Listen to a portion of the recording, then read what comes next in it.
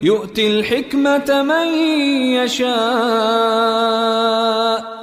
السلام عليكم ورحمة الله وبركاته.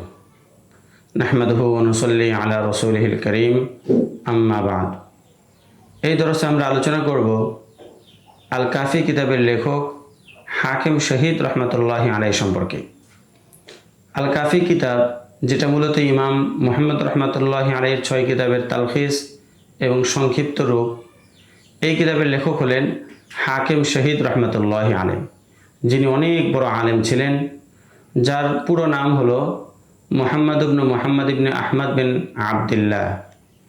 তিনি বুখারার বিচারক ছিলেন। এরপরে আমির মাজিদ তাকে খুরাসানের গভর্নর পদেরও দায়িত্ব দান করেন। ইমাম হাকিম রহমতুল্লাহি আলাইহি অনেক বড় বড় আলেমদের ছাত্র ছিলেন, তাদের থেকে ইলমে হাদিস অর্জন করেছেন।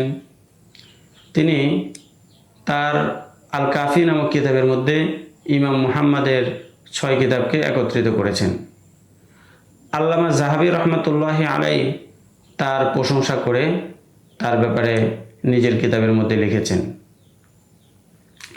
হাকিম নিসাপুরি রহমতুল্লাহি আলাইহি তার তারিখে নিসাপুরির মধ্যেও লিখেছেন যে আমি হানাফিদের মধ্যে হাকিম শহীদের চেয়ে বড় কোনো মুহাদ্দিস আর কাউকে দেখি নেই। হাকিম শহীদ রহমতুল্লাহকে শহীদ কেন বলা হয়?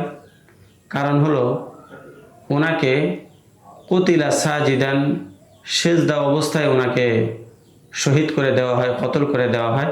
এই জন্য উনি হাকিম শহীদ নামে প্রসিদ্ধ।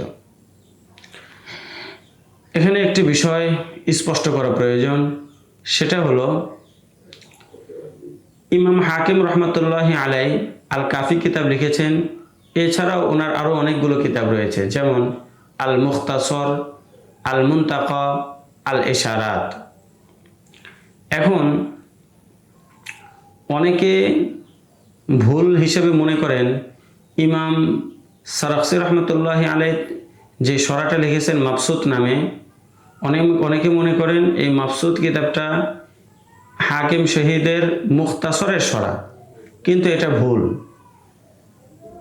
মাবসুত এটা আল কাফির সরা, মাবসুত এটা মুখতাসরের সরা নয়। আল কাফিকে মুখতাসর কেন বলা হয়? যেহেতু আল কাফি কিতাবের মধ্যে ইমাম মুহাম্মদ রহমতুল্লাহি আলাইহির 6টি কিতাবের সার নির্যাস এবং খুলাসা লেখা হয়েছে, এই কারণে আল কাফি কিতাবকে মুখতাসর বলা হয়।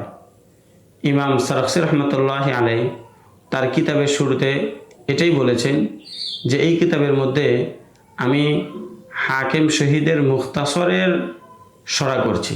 এখানে মুখতাসর থেকে আল কাফি কিতাব উদ্দেশ্য, মুখতাসর নামক যে কিতাবটি রয়েছে সেটি উদ্দেশ্য নয়।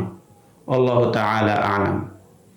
এতক্ষণ পর্যন্ত আমরা আলোচনা করলাম ইমাম হাকিম শহীদ রহমতুল্লাহ আলাইহির কিতাব আল কাফি এবং ইমাম হাকিম শহীদের সংক্ষিপ্ত জীবনী এবং আল মুখতাসর থেকে কি উদ্দেশ্য এ সম্পর্কে। সামনে আমরা আলোচনা করব ইনশাআল্লাহ তাআলা একজন ইমাম থেকে একই মাসলায় একাধিক আকওয়াল থাকতে পারে কিনা এই বিষয়ে। আসসালামু আলাইকুম ওয়া রাহমাতুল্লাহি ওয়া বারাকাতুহু। ومن يؤت الحكمة فقد أوتي خيرا كثيرا وما يذكر إلا أولو الألباب.